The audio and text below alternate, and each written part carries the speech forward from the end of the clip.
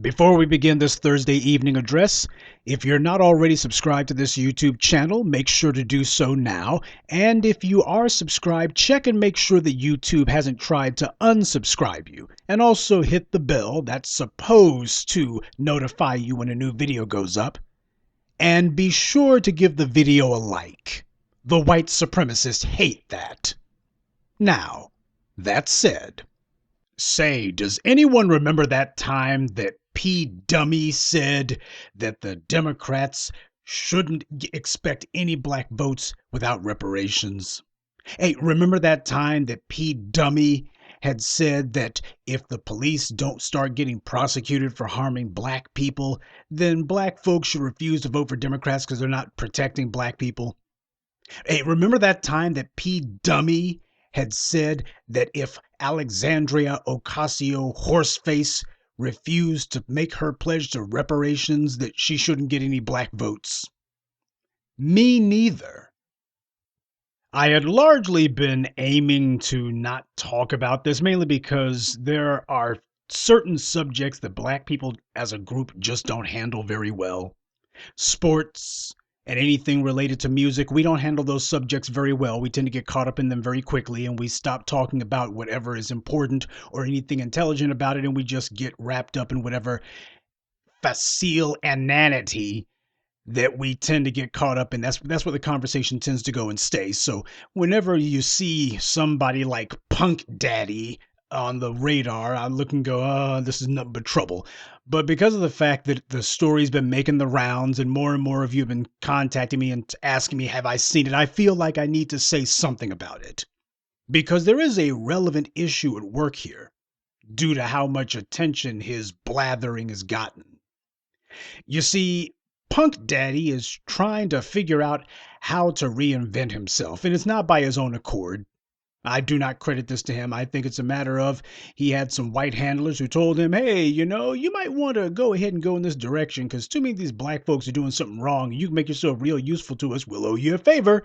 And he said, for real? Are there some Hispanic female drawers in it for me? And that's basically where he gets on board. But the thing is, he's not genuine about this. I don't give a damn how many shirts with African on it that he wears. I mean, he hasn't been doing this before. What the hell makes you think it's genuine now? You see, while the black media was saying no tangibles, no votes, and we've been saying this for years and years, while we were saying that if the Democrats don't step up with specific tangibles, starting with reparations, that if they're not coming to us putting something in our pocket, they shouldn't get our vote. While we were saying black folks don't need to be voting without specific tangibles that are promised to us, Punk Daddy, on the other hand, was saying vote or die. Wasn't telling you what to vote for, just saying vote or die. See, that's what he's been doing for the longest time. That's what he's been saying. No pledges, no promises required. We'll just show up and vote. He was the poster child for showing up to vote without any tangibles being promised. Show up to vote because you were told to. He's been the main one pushing that garbage. Now all of a sudden, he's trying to act like he discovered religion. And he's sitting here blatantly using our talking points word for word and line by line. And since I know that old Punk Daddy clearly listens to the new voices of black media, I'll go ahead and give you some more verbiage that you can take crib notes for, though it won't be very flattering, Sean. It's meaningless to say the black vote is not going to be for free if you don't then say what the price must be. It's not enough to give half a thought, which is about as much of a thought process as P. Dimwit's ever had. The black vote's not going to be free. You're supposed to say what the price is. The starting bid, $16 trillion. You see, now you're talking. You see, this is what happens when you have some white media tool who decides he's going to try to make himself a little bit more serious, trying to wade into the turgid waters of American politics. You ain't got the IQ for it, Sean. The white handlers who put money in your pocket, they couldn't put sense in that skull of yours. And you trying to mislead black people and think that the white media is going to pump you up and hype you up to us? Don't dream. This is not a man to be taken seriously when it comes to black people's interests. Richard Spencer said that the alt-right wouldn't come into its own until they disagreed with Donald Trump. That's what Richard Spencer said. When the alt-right held their little Klan Nazi rally in Charlottesville, you had no less than David Duke saying that Donald Trump's not carrying out our agenda. We're here to carry out his. Richard Spencer's like, I take exception to that. We're not going to come into our own until we disagree with Trump. You see, that's the language of power. Richard Spencer didn't want his movement to become a subsidiary to any political party or any particular politician. He didn't want a situation where the tail wound up wagging the dog. He seemed to understand how these kind of things work. He's not here to tell the alt-right vote Republican. He's not here to be a local office of the GOP. But P. Dummy, on the other hand, or P. Dimwit, that's what he's about. And for the longest time, he had been cheerleading for black people to be about the same nonsense. Now he's trying to change his tune. Yeah, because vote or die didn't carry the day. And there's new voices out here getting black folks on code. And what's happening is, instead of him being the belle of the ball, he's irrelevant. The first thing that you should get about Punk Daddy's little inane declaration, that ought to be the first red flag to you. It was brought to you by the white media. He didn't come to black folks. He decided to let the white media do that. And by the way, do you notice that he didn't say, I'll hold the black vote hostage? He just said he would hold the vote hostage. Now, obviously, a man wearing a shirt that says African on it and who says our community, you would naturally assume he's talking about black people. But as I've always taught you, you need to look at what people say, but more importantly, pay attention to what they do not say.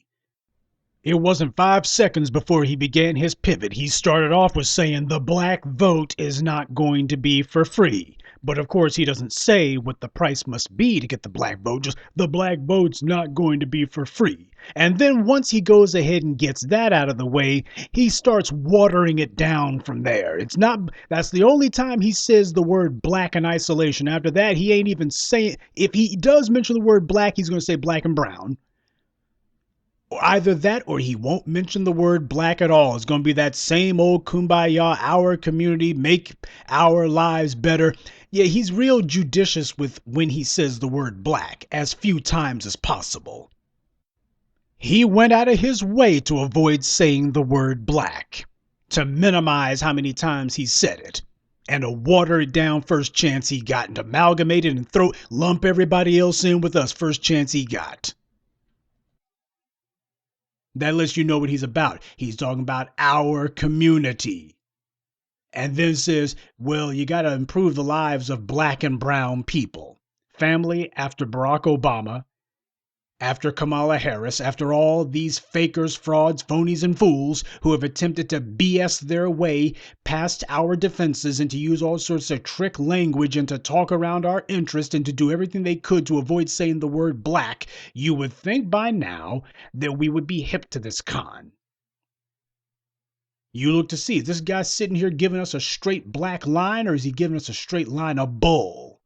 It's either one or the other. And you see with Punk Daddy which one it is. So you got to be real careful. See, Punk Daddy, he's sitting here putting on his ultra New York black accent. Rest of the time, he's sitting there talking like freaking Howdy Doody. You guys know how he is. But now he's putting on his mumble rap accent. And he starts off by saying the black vote's not going to be for free. That's some weasel words meant to rope you in. That's a little bit of misdirection meant to make you think, oh, he's talking about us. Well, he seems to be talking about you, doesn't he? But don't worry, the language is going to change soon enough, and it did almost immediately. This man is not talking about what's in black people's interest. What he's talking about is all that same old Black-Brown Alliance voter coalition bullcrap. The same old game. And the white media is praising him for that. That should be your first clue that something's wrong here. As I posted on Twitter, it's asinine for Punk Daddy to be claiming that he'll hold the vote hostage because every hostage taker is supposed to have a specific demand. That's the point of taking hostages. because there's something specific that you're trying to acquire. But what does P. Dimwit demand? What is his specific thing that he wants if the Democrats expect the self-styled leader of the black electorate, oh, I'm sorry, I mean just the vote, to allow black and brown people to cast their ballots for the Democrats? What is it that he actually demanded? What did he say that he wants Joe Biden to do? He didn't say. He just used this completely innocuous, indistinct, vague chatter about we can't be taken for granted no more. We want to know clearly, okay, we want to know clearly what? That he's going to change the lives and quality of the life of black and brown people. He didn't say anything about tangibles. Didn't say anything about reparations. And by the way, that should be your clue right there that this man is not to be taken seriously. There's all sorts of red flags here. And I'm not saying that if he said reparations, that means he's on the side of the angels, but it's a matter of, you notice how he's gone out of his way to avoid actually saying anything that would require white supremacy to give up any of its power.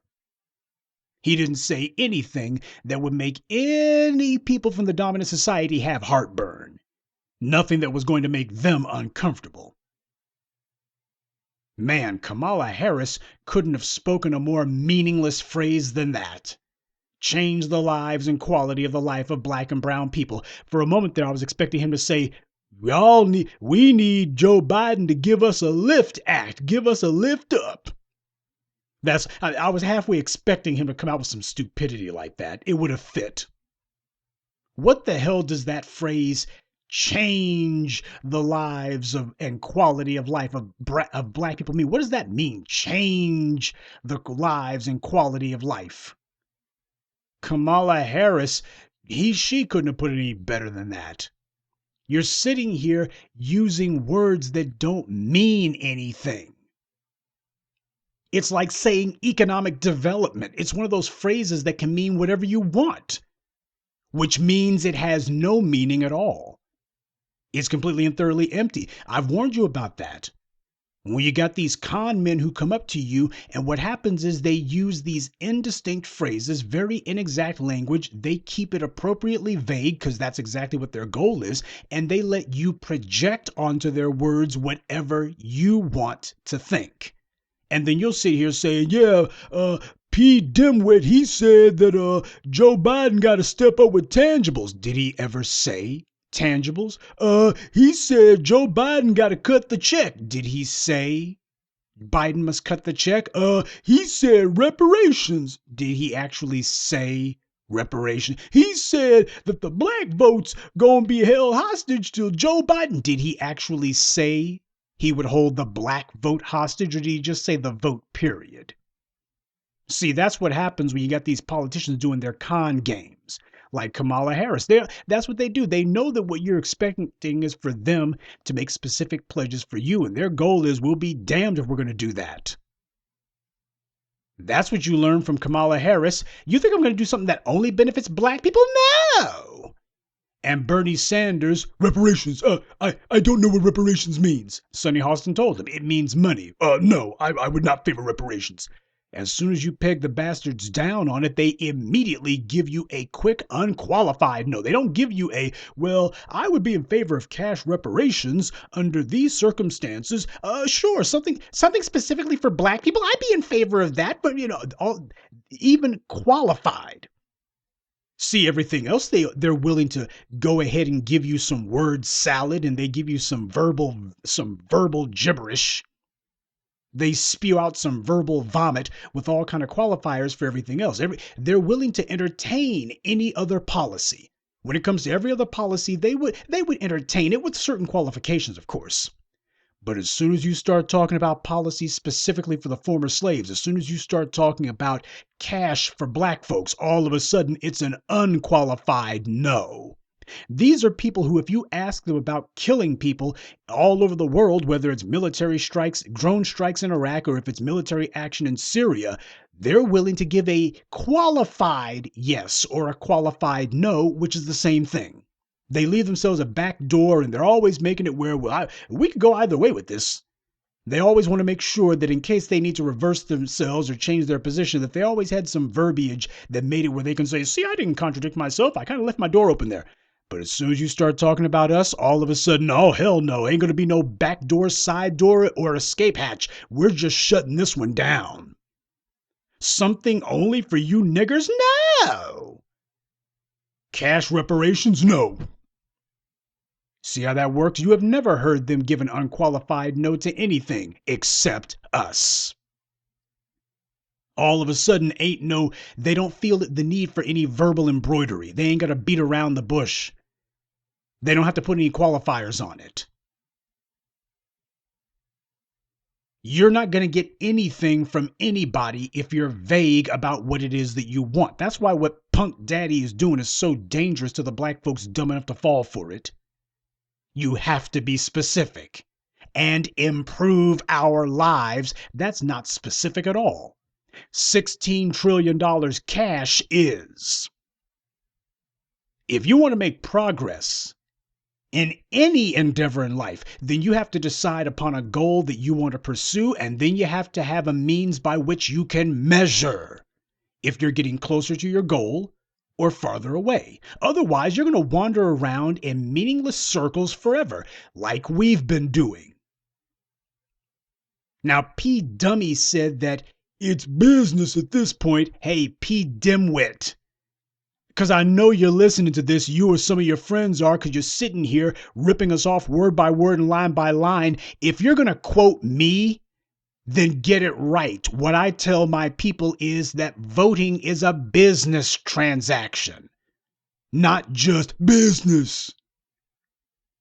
Each election is an individual transaction. Every 2 to 4 years, another transaction takes place. That means it has a beginning, a middle, and an end. Beginning is deciding on the policy that we want. Middle, either we put someone on the ballot, and that's where the smart money's at. You want to make sure that you put someone on the ballot so you can get a guaranteed outcome. When it comes to your power, that is simply too important for you to leave it up to chance. You don't select from a pre-screened, pre-vetted slate of white supremacist operatives who the left or right arm of white supremacy is put in front of you. You put your people out there. That way you know what the hell you're going to get. There's no guessing. But the final stage of the process, the end process, is the vote itself. Now, black folks have had it backwards. In fact, we've taken out all the other steps. We decided we're just going to go ahead and vote and maybe something will come out of it. No. The beginning process is deciding what it is that you want. Second, finding someone who is going to implement that for you, or you make sure you rake the bastard over the coals who's running for office and let him know, without this policy, you're not getting my vote. We do not move on to the final stage until we deal with this pledging to my tangibles first. And that's the thing that they're not used to. Black folks having requirements and standards. Because too many of us have been listening to black celebrities. We let the P. Dimwits and the Ta-Nehisi Chokes and the other fakers, frauds, phonies, and fools inform our sensibilities. And what do we have to show for it? You want my vote? You're going to have to carry out a specific, tangible policy. And then in 2 or 4 years, I will present you with another specific, tangible policy that you have to enact in order to get my vote. Each election is its own separate business transaction. And what you do this election cycle will not carry over to the next. Oh, you want my vote in 4 years? Well, just keep in mind, I got a whole new slate of requirements, but last time I did, that was last time. Today is what counts. By the way, if you want to know Professor Black Truth's track record on that one, you can go all the way back over a decade to We're All Detroiters Now. I'm sure you can find a repost of it on YouTube where I pointed out to you that you don't ever give a politician a vote based on what they did last year or even last week. Today is what counts. I was saying that a decade ago. Now, Pete Dimwit knows full well that in business, you have to be specific in order to have a transaction, which is why he deliberately did not use the term transaction. Change our lives. That's not specific worth a damn. A job at a GM plant, that can change your life, but the problem is it doesn't empower your life. It does not give you the ability to take control of your life, and that's what this is about. It is about power. It is about us guiding and controlling our own destiny and making it where the white supremacists have absolutely no control over us, no influence over us, and the bastards can't do a damn thing about us, period. This is about empowering ourselves and disempowering the white supremacists. Our demand is for power. And power is a four-letter word. CASH. This is where tangibles comes in. What is it that Jason Black has always said? Something you can own, something you control, and pass on to the next generation. Tangibles. That's something physical in your hands. You can't hold a GM job in your hands. And you damn sure can't pass it down to the next generation. Black people in Detroit thought they could do that, and I think we all see how well that plan worked out. We've spelled that out as money. When Sonny Hostin told Bernie the bigot that reparations meant money, that was specific. And the reason that you have to be specific is so that you can be sure if candidate so-and-so is going to do what you need if you vote for him. Letting them get away with all sorts of indistinct chatter about change your life and quality of life and such. Barack Obama said, "You're the change you've been waiting for." You go ahead and give them a word like a child. And they don't really know what the word means, but they kind of have a vague idea of what it possibly could qualify as. And that's okay. When they don't get it, you didn't promise anything specifically. They didn't promise anything specific. And that way, when you tell the bastards you didn't do anything for us, that's vague. To say he didn't do nothing for you, what you gotta be pointing out is, hold on, I told you reparations. Where the hell's my check? You didn't cut the check. Cut the check is specific. Cut a check? Check for what? $16 trillion, fool. That's specific. Now, Bernie the bigot, when he got asked about it, he immediately said an unqualified no. And that's fine. He didn't get the black vote either. When the griot talked to Kamala Harris, she used all the word salad that she could whip up in order to try to talk around the question of what she was going to do for black people specifically. Because that's what they've always done, because they've always gotten away with it. Because there has not been a black media out here to push this line. The griot didn't peg her down on the issue because they wanted to. They've been one of the main bastards out there helping these scumbags talk around our interests, just like the breakfast schlubs. Charlemagne the Fraud and DJ Penis Envy, they've been some of the worst offenders at letting these politicians come in their studio and ha-ha and hee-heeing with them and letting them say any kind of indistinct garbage they wanted. They only got a little bit of sense in their vocabulary because of what we have been doing. They were part of Punk Daddy's Vote or Die coalition. They were part of that little group. And if it wasn't for us, they would still be out here saying, well, lesser of two evils, you gotta vote for the Democrats because Trump would be worse. Yeah, you see, that's what happens when you have tools who are able to operate in a vacuum. We have gotten rid of the vacuum. We have filled that vacuum with the vocabulary of power. And it has not been a quick process. We've been out here for over a decade working in the vineyards, but you see what's been occurring, though. The progress has been incremental. It hasn't been by leaps and bounds, but the progress has been coming simply because we changed the vocabulary. And this is what we're doing merely with the words that are being used. White supremacy now trembles in its boots and soils its britches at the prospect that these people are going to get tangible resources, real resources that they can use, because then at that point, it moves beyond words. It's a whole new ball game then. And they know it. So as far as they're concerned, they got to head this off now. Can they get somebody who has a familiar face, a black familiar face, to mislead us? Because they see how bad it's gotten for them, that there's a group of black folks out here who can crush a presidential candidate almost immediately. Kamala Harris didn't give the right answer, and it was a situation of, you got these black bootlicks for the white media. They have to use our verbiage. They have to use our words. They have to invoke the things that we say because they're losing credibility day by day when they don't. And the job of the black bootlick is to prove that they have some influence over the former slaves. And every time that they refuse to say what we say and do what we do, they are destroying their own would-be legitimacy. So they have to pretend to talk like us, but only for a hot minute. What the white media is doing for Pete Dimwit, this isn't coverage at all. It's just purely promotion is what they're doing. They're just promoting the guy. Also, you notice how none of the white media is criticizing him? Notice how they're talking about him? They're not sitting here saying that, oh, you're going to hold the vote hostage?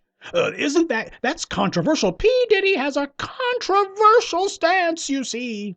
He wears a shirt that says African on it, and nobody in the white media is calling that divisive or reverse racism or what's wrong with this guy. Is he Black Lives Matters or something? They're not doing that. Neither the white left nor the white right is trying to dirty him up or cast aspersions on him. Or they're trying to find a way to denigrate what he's doing or cast it in some sort of unfavorable light. None of them are asking what qualifies him, of all people, to try to inform a presidential election. Nobody's bringing up, hey, wasn't this the idiot who just a couple of years ago was running around with vote or die shirts? Do we really want to take his word for it? I mean, how do we know that this is on the level? In fact, you have the white media outlets like The Hill who were repeating the same words and phrases that we've been using when explaining the election cycle con game that the left arm of white supremacy has been running on us. Now you got The Hill, who has never done this before. They've never talked like this before regarding black people. And if you watch with their little commentary, they use almost word for word what we've been saying. But they don't apply it to black people. Just like with P. Dimwit, they're very careful to make it clear, well, we're talking about voters in general. What he's saying applies to everyone, but it just lets you know they've always known this. Their job is to make it where black people do not get on code and do not get specific by using a bunch of black people who are on the payroll to mislead us away from the path of power. And now what's happening is the little con game has some serious cracks in it. Oh, they'll give lip service to it, but what they're doing is they're really trying to make it where, and this is where you see, but I don't have anything to do with people like, say, Killer Mike. Because if it wasn't Pete Dimwit, it probably would have been Killer Mike next. When it comes to talking about black people's interests, we don't use vagaries. We are specific. And what we also don't do is we don't run around trying to shoehorn every other conceivable group into what our agenda and our interests are. We are looking to improve the lives of black people. And you improve the lives of black people through money. That's how it's done. There is no other way. When the money situation of the former slaves has been rectified, all those other issues are going to go away, including police brutality and including lower education and all the rest of it. These happen. Those are the things. Those are the symptoms of a group without money. As Jason Black beautifully put it in his documentary 7 a.m., they hate us because we're black, but the only reason that they're able to abuse us is because we're poor. And they know that a resource-poor people are also going to be a largely defenseless people. And white supremacy and its non-white allies, these individuals, they have formed an unholy alliance against us. And some of the individuals in that unholy alliance are some black people like Pete Dimwit. And by the way, when you see these white media outlets who are sitting here heaping praise and lauding Pete Dimwit, it's not because he's famous, okay? They could give less than a damn about that. And it's not because they're timid about speaking for black people. They attack and assail us constantly. They run us into the ground every chance they get. They talk down to us. They malign us. They condescend to us. They're constantly saying, what's wrong with these black voters? The only reason they are taking this unprecedented step of mentioning the election treadmill that we've been talking about is because they've seen that they can't really be legitimate talking to black folks. Black people aren't going to listen to them unless they actually bring up what the new voices of black media have been saying. We're the ones who have been pointing out the 2 to 4 year con game. That crap that you had, what's her name, Crystal Ball, whatever the hell she calls herself, with that stuff that she was saying, that's exactly word for word what I've been saying. That the game that they run is, oh, you got to help get so-and-so candidate into office. And, well, you're going to do anything for us? Well, we'll talk about that later. But first, we got to get in office. And once they get into office, oh, well, I got to get reelected. Can't do anything. I got to hold on to the White House, you know. And once you get them reelected, well, I would do something for you, but we got to hold on to the White House. I'm about to leave office now. Here's the next guy. And that's the game that they've been playing. And look, black people have allowed themselves to be played for suckers. That's not what the Hill was saying. They were talking about every other group like women and immigrants and such. I'm talking about black people. What you got here with the white media plastering Pete Dimwit's insipid little boast on all over the place, what they're doing is they're trying to bestow instant legitimacy on this guy as some sort of political spokesman for black people. They're trying to bestow instant legitimacy on him. So, as I've always told you, whenever white media is trying to build up some con person like D. Ray McKesson or Toronto Burke, they're not going to be asking any questions about D. Ray McKesson's criminal past. I don't know if he has one or not, but the point is the white media hasn't looked, hasn't asked, doesn't care, doesn't seem to care. Same thing with Toronto Burke. Hey, do you know if Toronto Burke has any parents, if her mother was a drug addict? See, when it comes to NFL draftees, if they find out that you have some person with substance abuse issues in your family tree, they'll bring that up. Freddie Gray was murdered, and CNN decided, well, his mother took drugs. So have they ever done that with D. Ray McKesson? Ever done that with KRS-Two? You see them deciding to try to throw dirt on Punk Daddy? See, when the white media is trying to prop up a Negro who they want black folks to look at favorably, they make sure, hey, zero tolerance for dirtying this guy up. We're not going to be criticizing him. We're not going to be bringing up anything unfavorable. We're trying to get the Negroes to invest in this guy. We're trying to get the Negroes to put their faith in this guy and to let him speak for them, so we can't be throwing any dirt on him now. And we don't want white people to think we don't want white people going in on him either. So we're going to go ahead and give this guy a pass. That's what they always do when there's some black person who they're attempting to use as their stalking horse. It's standard operating procedure. This is what's going on here. There's only one place that's been saying that elections are a business transaction and that the black vote will not be taken for granted, and that if we're not getting promises and pledges for specific tangibles for us, then we're not voting. There's only one place that's been doing that, and it hasn't been Revolt TV. Pete Dimwit says he wants to know what black people, he said black and brown people will get. Well, that's the reason why. His little stunt is controlled opposition.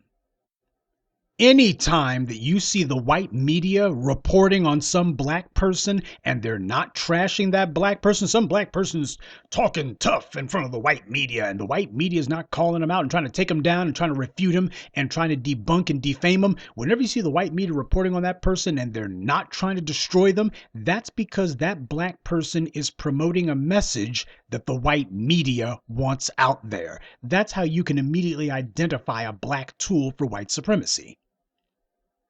White supremacy makes it a point that, hey, if this Negro's saying something that we don't want out there, if they're promoting a message that's against the interest of white supremacy, we're going to put them on a panel. Make sure you put them on a panel. And we're going to front load the panel with 3 other people who are against them. So it's going to be the host and 3 other chumps against this one guy. Oh, and make sure the segment is no more than 4 or 5 minutes. That way, the anchor person will be talking for 2 of those minutes. And the other panelists, they're going to be talking for about 2.5 minutes. And this black guy here who's talking so irresponsibly, he'll get 30 seconds, maybe. And the entire point is you're going to have the same old narrative play itself out. Hey, there's this irresponsible black guy talking about reparations, and he's talking about tangible specifically for black people. This has been called divisive, controversial. A lot of people are saying that this guy's dividing people. And what would Dr. King say? And that's what happens. Then the panelists, this guy is wrong. He has no support. This is the fringe. Oh, this is just a black version of the alt-right. Well, what do you have to say for yourself, you divisive Negro speaking so irresponsibly? The guy makes sense, but the truth of the matter is, let's make sure our panelists need to get in here. They always make sure to give themselves the last word, and most of the words. Haven't you noticed that? That's deliberate. Because the entire point is the media, the white media, especially their so-called news, this is not a group of people sitting around racking their brains to find out what's all the news that's fit to print. We want to make sure that people have the best possible information. No, that's not what the media is. It's the so-called news has never been that. The so-called news under white supremacy has always been nothing more than a TV show. Packaged, presented, and promoted and pushed to you, no different than the latest episode of CSI. They already have their pre-arranged script, format, whatever you want to call it, lined up. They already know what it is that they're going to be saying. They have it set up in a certain way where what's going to happen is if you're the person who they want to take down, they make sure to put you in the middle of whatever the segment is. The host begins off by talking. They frame it as you're so irresponsible, you're wrong, you're controversial, you're divisive, blah, blah, blah. Let's make sure that we define this person. Before they even say a word, we want to go ahead and let the audience know this is a guy who you shouldn't like. We don't want you people favoring whatever this Negro's about to say. And then you're in the middle of the segment giving a rebuttal and they have some other people there, so you're outnumbered. So it's to give the impression that, see, we have a bunch of panelists here. This person is so off base. They're so fringed. Everyone's against them. Why? We got 3 panelists who we've paid to be here and they're saying how wrong this guy is. And well, that means that he's wrong. So take notes, everybody. This is a wrong position. This is social engineering 101. This is societal programming 101. This is how it's done. Whenever I talk to you about image training, what the white media does when they attack a black person who's making sense, that's how it's done. You train people through showing them a story. The story is here's some irresponsible fringe person, and here's the white media, the voice of reason, and some concerned citizens who are going to be talking all phony altruism, fake humanitarianism, and telling you sit on your hands while white supremacy wipes you out. P. Dimwit's little display that the white media is attempting to promote and legitimize. That's all that's going on here. This is just the latest attempt by the white media to co-opt what we're doing. They tried it with A-Dunce. They tried it with that reparations fraud on Capitol Hill last year, and now you got Punk Daddy. He started off with his Revolt Summit, which was anything but a summit. They should have called it a freaking chasm, because that's what it was. They didn't go to any heights. They just went straight to the toilet. And he had his live stream with Al Sharpton. And I think Van Jones was part of it. Maybe I remember that Ocasio Horseface was up there. See, the white media realizes they can't stop our momentum. We are not dependent on getting any airtime on the white media's airwaves. We are not doing like A-Dunce and trying to figure out how do we get the white media to report on us. In fact, we said exactly the opposite. It doesn't pay for us to be running around trying to figure out how to get the white media to notice us. It doesn't pay to do that. We're not trying to promote anyone as a leader of tangibles or reparations. We're not trying to we're promoting the ideology, not a particular person. Because you promote a particular person, that person can be killed, or you get somebody like Punk Daddy who comes along and he nominates himself as leader. And you got to remind everybody, it's the ideology that's the leader. And this guy is not promoting the ideology. He's out here with a bunch of empty talking points. And you need to recognize it when you see it. So why put this clown out here? What do they hope to gain from all this? If they already know that our momentum is not going to be able to be stopped and that black voters are already saying, you know what, going to sit this election out. Tangibles are not on the ballot, hence we will not be at the polling booth. Since the white media already sees that, what they're doing is their plan is to try to get ahead of that. They know what's coming in November. And they know it's going to be all about how the black vote said no tangibles, no vote. That's a far more potent and clearly far more popular message than vote or die. So the white media is seeing exactly what's about to be the lead story of the 2020 election.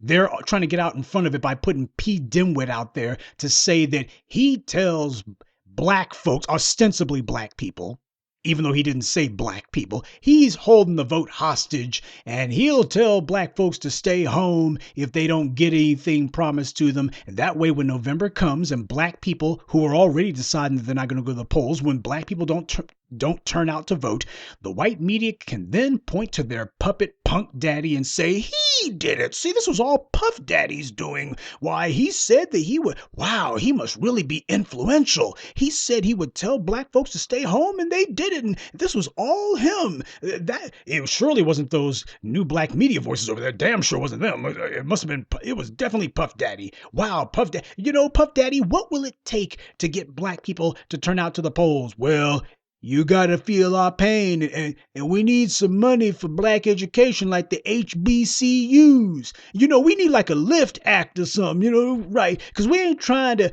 for black and brown people and disadvantaged folks in the inner cities, and that's what the world he would come up with.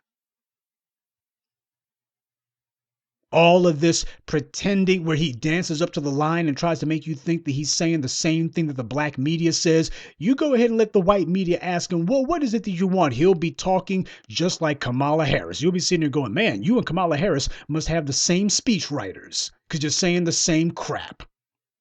That's where he's coming from. That's where this is supposed to lead to. Just like with A Dunce. You had Mushmouth, who was talking about, well, Cory Booker's baby bonds. That's not a real proposal. That's not really. That ain't gonna be a solution to the economic wealth gap. That not baby bonds. And then as soon as the dude puts his little video together, what does he say? Baby bonds. Leading you right back into the clutches of the left arm of white supremacy after you just got through freeing yourself. That's what it's about. As Neely Fuller says, white supremacy believes in taking both sides of an argument. That way, no matter which side loses, white supremacy still wins. The white media is hoping that by pushing P. Dimwit into the public eye and having him saying the black vote will stay home if I tell them to, hopefully in November, when things predictably go south, they won't have to admit to the real cause. Because they realize we're not going away. That's what they were hoping for. We don't talk about these guys, they'll go away, just like those A-dunce idiots did. You know, yeah, we just don't talk about them, they'll go away. If we don't talk about them, they might as well not exist. And what they realize is we exist outside the white media. We didn't need them to come into existence, and we don't need them to stay around. Black people came to us long before the white media noticed us, and by the time the white media was willing to admit to our existence, it was too damn late. Look, the black vote's been up in arms for years, but that doesn't have anything to do with P. Dimwit. We were saying no tangibles, no vote back when he was still saying vote or die.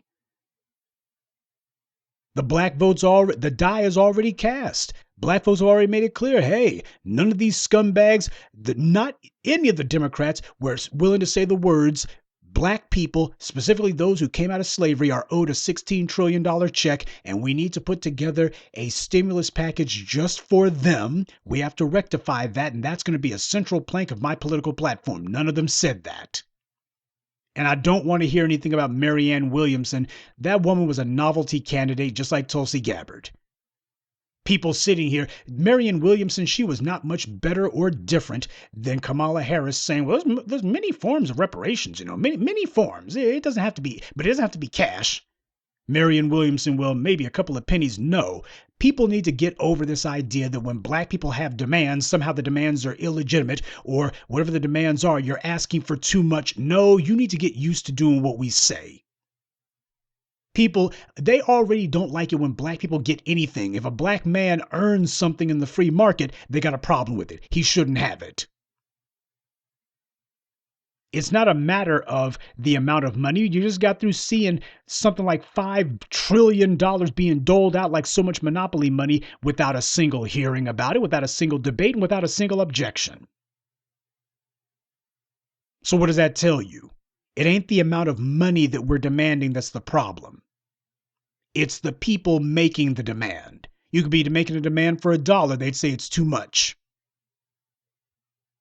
You see, Punk Daddy has been out here trying to lead black people back into the political treadmill for the longest time. But he's singing a different tune today, isn't he? In fact, he's using our words verbatim. And this is the same con game that you had a bunch of these other idiots trying for the longest time. They all of them try to settle on the same strategy. They eventually all land on the exact same con game. What the black media says has too much power. It's too attractive to black people. It's got too much cachet, too much influence. Black people gravitate to it because they know that this is real. And it creates and represents a substantive threat to the white supremacist political order. Because you got the black folks who are actually making demands of the political system that will require white supremacy to lose power. So what they're doing is they're trying to use our words in the hopes that people out there, and you got a bunch of impressionable folks, a bunch of dumb black people, a lot of black silly folk out there, the same idiots who think that a $1,200 stimulus check for everyone, whether you're black, white, yellow, green, purple, or even an illegal alien, if you give a $1,200 check to every single person within the boundaries of the continental United States, why, that's reparations for the former slaves. How the hell is it reparations for the former slaves if everybody gets it? That's the kind of simple-minded, weak-willed dimwit who would actually fall for Punk Daddy's cock and bull story, this little dog and pony show he's putting on. That's the kind of simpleton who would actually go for it. He's repeating our exact language in the hopes that there'll be some Negroes who will hear that and go, well, these white folks is talking about him, and look, he's got a few stories on the internet. The white media's talking about, we need to get with him because he's got more traction. While the white media is talking about him, and we need to get with that because, well, he can get us tangibles faster. Did he say tangibles? No, but it's a chess move. Oh, you mean like Jay-Z's chess move with the NFL? You mean like that? It's a chess move, man. He can't say tangible. You got to be careful. You got to tiptoe up to the line. Yeah, the same way Jay-Z did. Same way Kamala Harris did. Same way Barack Obama did. And he will also give you the same results, stupid. See, from the breakfast schlubs to P. Dimwit, the black media hasn't had to change what we've been saying. We haven't changed one iota. Not one I dotted, not one T crossed has had to be changed with the black media's rhetoric. But these fakers, frauds, phonies, and fools, all these black celebrities, these cardboard rubber idiots that the white media has been trotting out for decades, they've had to change their language. All of these black celebrities, they've had to change their language to sound more like us. We have not changed anything we've said. The entire purpose of the white media's black bootlicks is to influence black people.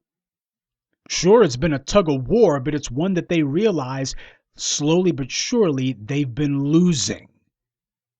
Like Richard Spencer, the white media, a bunch of bigots just like him, they look at where the trend is going and they're going, wait a minute, more and more black people are gravitating to this. And what's happening is these Negroes are showing some real persistence on this issue. They won't let it go. They're just not letting it go. And what they're saying, more and more black people are repeating this. They're not letting it go. The white media can't figure out how to stop the message because they can't figure out how to stop us. Oh, they're not going to be able to present black people with a more attractive proposition because white supremacy's entire MO is you're not going to present black people with anything. You see, the difference between 1 and 0 is like the difference between 0 and infinity. That's what's going on here. We are coming to black people and talking about a certain something. White supremacy is bringing you a vague, indistinct nothing. And they know that what we're talking about is always going to be more attractive to you, and they got to get you off of that. Stop looking at them tangibles. Stop talking about actually getting something. You need to talk about black and brown alliances, and you need to be talking about kumbaya and holding hands and colorblind alliances. And what would Dr. King say? That's what you need to be talking about. So they've been trotting out all these black dummy front groups and black front people who are pretending to say what we say, but when you press them on the issues, they immediately retreat to their white media master's position and talking points. We have been promoting a specific, particular discourse within the black community, one geared toward our power, and that means tangible resources, starting with money. What these black flunkies like A. Dunce and the Capitol Hill Reparations charlatans and P. Dimwit are meant to do is to hijack the discussion that we've begun. Star power always gets people's attention, especially when the white media decides, hey, we're going to make this front of mind.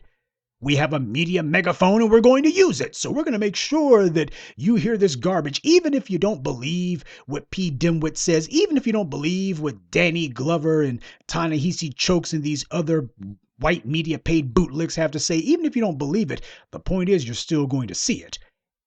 You're still going to have to contend with it if for no other reason than the fact you got to shoot it down. So if nothing else, we can at least make sure that it's part of the discussion.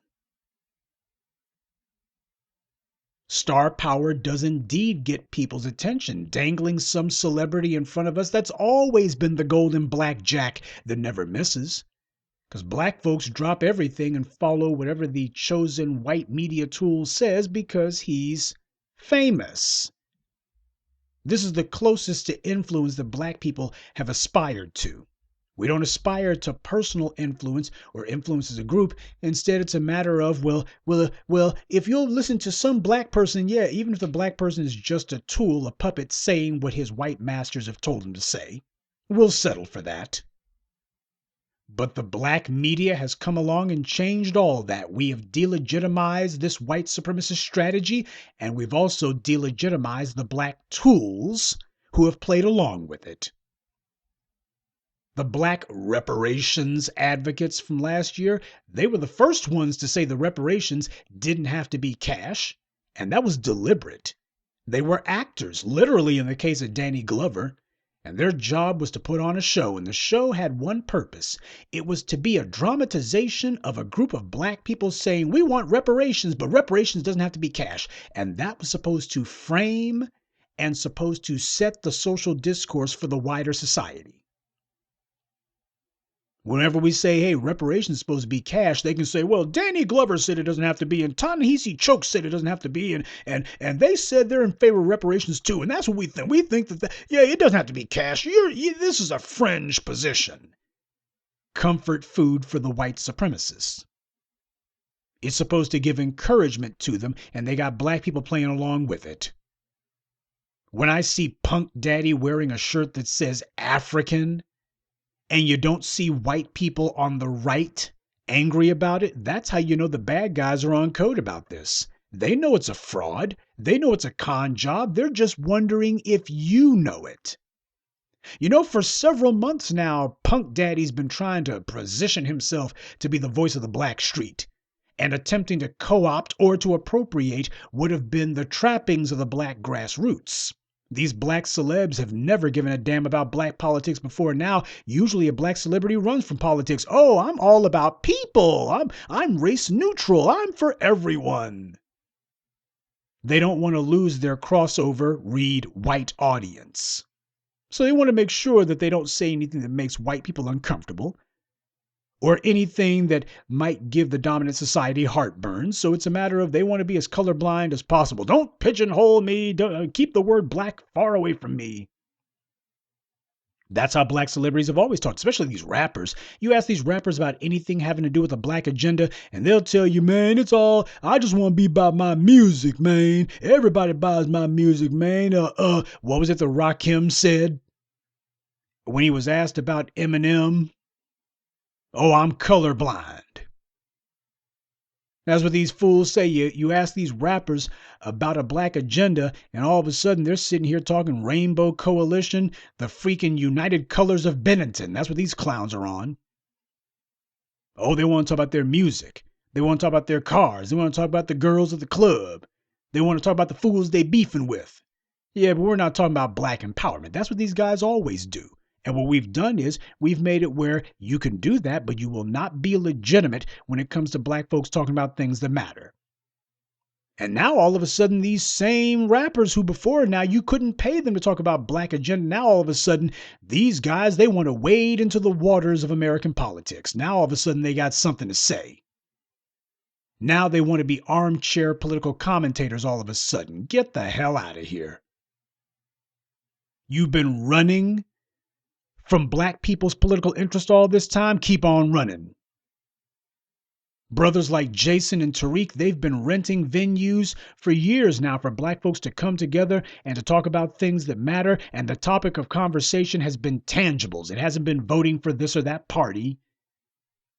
It's been about what it should be about, what it is we're going to get. And it hasn't been some vague, indistinct chatter about changing our lives and making things better. We've been talking about money on the table and how that is an absolute requirement before we even consider voting for anyone. See, Punk Daddy, he only just now has realized that elections are a business transaction. The black media has known it and taught it all along. And we practice what we teach. Holding phony baloney summits and idiotic live streams like P. Dimwit's been doing. He hasn't been fooling anyone. He watches what it is we say and what we're planning to do, and then he puts out his own counterfeit knockoff version of it. Oh, these guys are talking about doing a summit. Ooh, Jason Black held a summit, Black Empowerment 1. Ooh, Tariq Nasheed's planning a foundational Black American summit this year. Well, I know what I'll do. I got this white media. They're going to signal boost whatever I say. So I'm going to go ahead and put mine out there and they'll talk about it because the white media's got a media megaphone and they can make sure everybody sees it and it'll overshadow what these guys are doing and everybody will just forget about them. White power gave P. Dummy his money, and they also gave him the skirt that he wears. And when he doesn't have enough money on his own to do their bidding, they can just arbitrarily give him a venue or give him a platform or give him wall-to-wall white media coverage. They can just arbitrarily give it to him. So he can put on some high-profile distraction, and the white media can glorify it and legitimize it and say, oh, this is just, look at the P. Diddy Revolt Summit. Oh, he had some black celebrities there, and there was some would-be presidential contenders there. Oh, this is surely the most important thing. That's all about trying to legitimize what these black tools for white supremacy do. Trying to make it seem as if they're important. And they will make sure not to criticize what they do or to call them divisive or controversial. The white media will make sure that, we're definitely not going to be tearing down what this guy's doing because what he's doing benefits white supremacy. And he'll make sure that no matter how much he repeats our words or our actions, Punk Daddy's not about to talk to the new voices of black media because his entire mission is to derail what we're doing. And for the slow coasts out there who clearly listen to too much music and you live in a dream world of your own imagination, I guess you overdosed on BET rap videos, a long time ago. Let me tell you something. This isn't a case of some black celeb who wants the same thing that we do, but he's got a big ego, so he wants to take credit for it himself. If I truly thought that P. Dimwit was actually on the side of black empowerment, and it's just a matter of he sees that this is the quickest road for him to do something legitimate and meaningful and something that has significance, and he just got this huge ego, and god dang it, if it ain't got his name on it, he doesn't want anything to do with it. So it's like, I'm all in favor of reparations, I'm all in favor of cash tangibles, but god dang it, you gotta credit this to me. You gotta say this is what P. Diddy Combs did. If I truly thought that that's what he was about, even though it would be off-putting to me, it wouldn't necessarily be a deal breaker. I don't give a damn who gets the job done, long as the job gets done. You guys have been hearing about me for over a decade now. You've never met me. You want to know why? Because I'm not looking to get credit. I'm trying to get the job done. I'm not trying to become a celebrity. I could give less than a damn about you knowing my name or my face, which is why you've never seen either. And if I thought that P. Dimwit was actually on the up and up, if I thought that this was going to lead to what we wanted, believe it or not, I am not above holding my nose and going, well, I ain't saying all this other off-code crap he's done in the past was right, but, he does seem to be on the right track with this. We can give him credit to a truth, though not a fault. I wouldn't be above doing that, but the problem is this man has a decades-long track record of prioritizing every other group over us. He has a proven decades-long track record of ignoring black people. And even with this little asinine stunt that he pulled, this little PR publicity display he put on, he didn't mention black people until he said black and brown. And now he wants to talk like he's the head Negro in charge. Giving Punk Daddy some white media attention, that's meant to draw people's attention away from what it is that we're doing. Because black people have spent decades trying to live vicariously through singers, rappers, athletes, and actors. The white media knows this because they were the ones who conditioned us to be this way. But the black media has been removing these mental chains. So, just like with reparations last year, the white media is trying the old playbook. Put some black celebrity, singer, actor, whatever out there who claims to be interested in what we're interested in, who uses a little bit of our verbiage so that the bullcrap they're spewing is a little bit easier to swallow. And then next thing you know, they'll immediately pivot to, and that's the reason why we need to support the Lift Act and we need to have kumbaya and everyone's interests are important and all people matter, all lives matter, and here we go. We stand at a pivotal moment.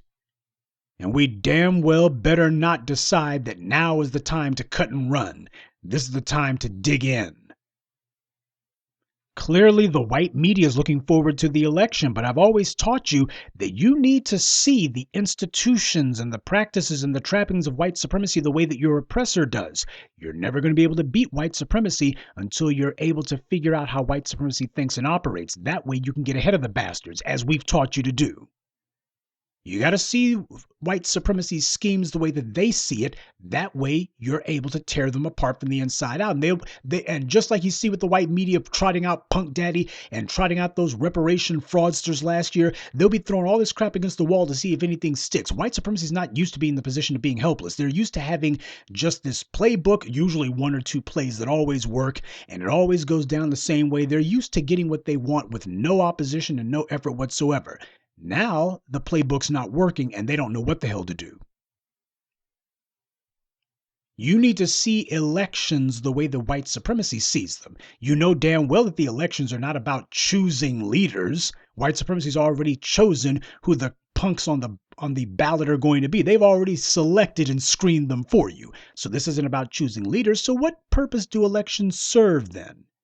If it's not an issue of choosing who the leaders are, what's the point of an election? Elections serve a very crucial purpose, and that is to take the temperature of the citizenry. Are the citizens still on board with the established order? Or are they ready to take things into their own hands? When people disengage from the electoral process, what that means is they no longer have faith in the political system. They no longer look at the ballot as a means of getting what they want. Now, that's fine if the people decide to sit home and watch Revolt TV. But if you have a black media out there telling these disenfranchised, oppressed people that we will have power on our own terms, then that disengaged former electorate stops looking like a defeated group of dejected voters, and instead they start looking like an army. And the United States fears this. White supremacy in America fears this because this is precisely what the U.S. has done across Africa, Latin America, the Caribbean, Eastern Europe, the Middle East, in order to topple elected governments that the U.S. wants out of power. They find people who don't like the current order, and they convince them, hey, the ballot's not the way you're going to get what you want. The U.S. never really had popular support for any of the uprisings and coups and overthrows and regime changes that it's pulled. The U.S. has never really had popular support from any of the country's people when they install some thug in power. So what the U.S. has had to substitute for popular support are huge amounts of money and arms for their chosen puppets. See, that's what you got to do when you don't have the support of the people. When you don't have the people behind you, what you got to do is you got to substitute that with money and weapons. The black media and this black empowerment movement that we represent, on the other hand, we've gotten the job done with only a pittance compared to white supremacy and no weapons whatsoever. What do you think white supremacy thinks to itself when it sees that? How the hell do you fight an enemy who's operating like this? Family, this is a classic case of controlled opposition.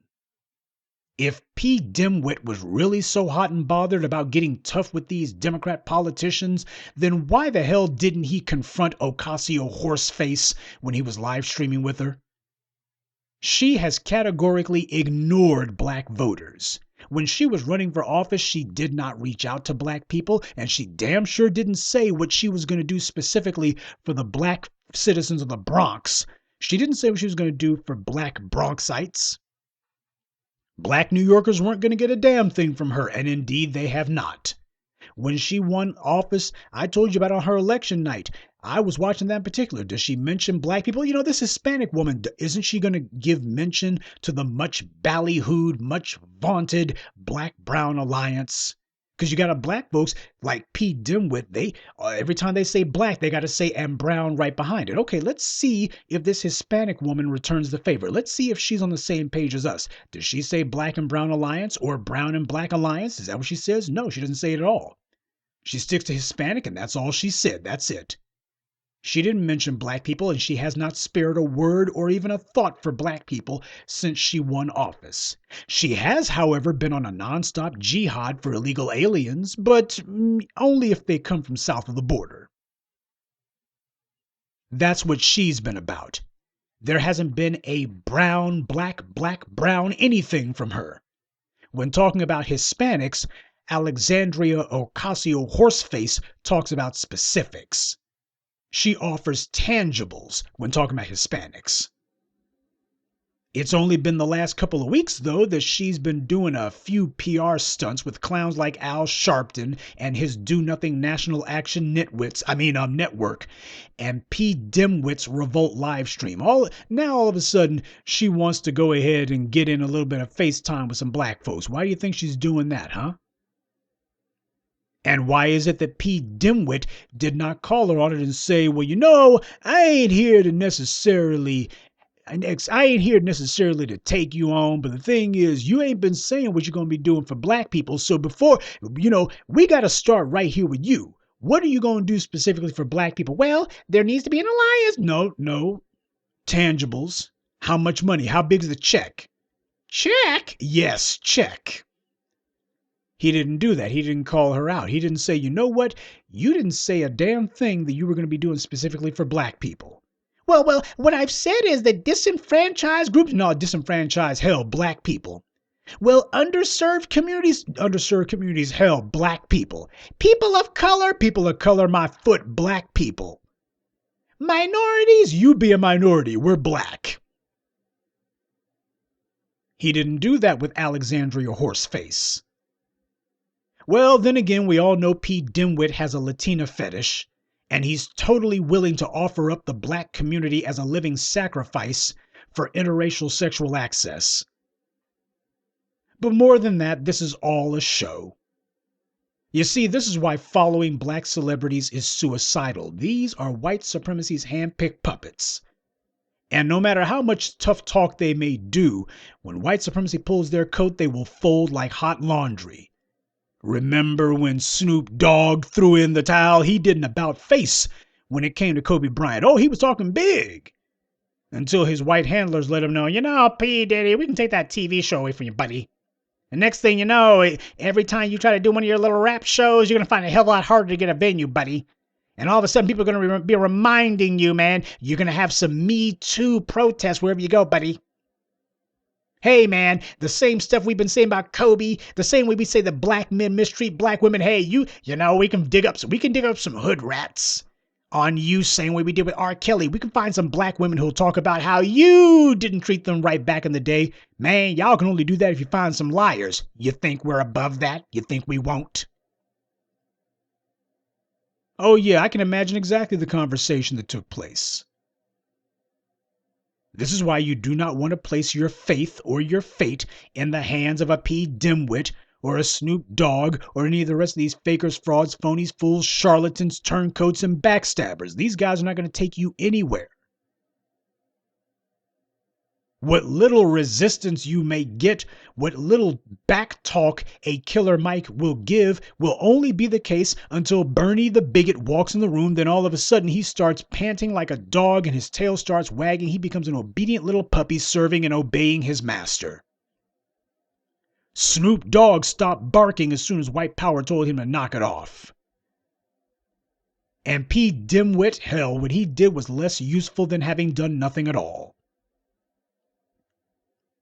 So for those of you who have been asking me, what do I think about P. Dimwit's insipid little boast that he was going to be holding the vote hostage if Joe Biden doesn't do something? What I think is, if you can't be specific about the tangibles that black people are supposed to get, and if you can't be specific that is for us, then you need to keep your mouth shut. The simple-minded idiots, the slow coast who basically fall for any old con game, they're going to go right for it, and that's fine. These guys were not with us to begin with. And the black people who think that there's some sort of shortcut to tangibles that's going to go through the black celebrity circuit, these guys are the biggest dummies in the room. I hope they're the first ones who cut ranks and decide to run off with P. Dimwit. They deserve what they get, which will be absolutely nothing.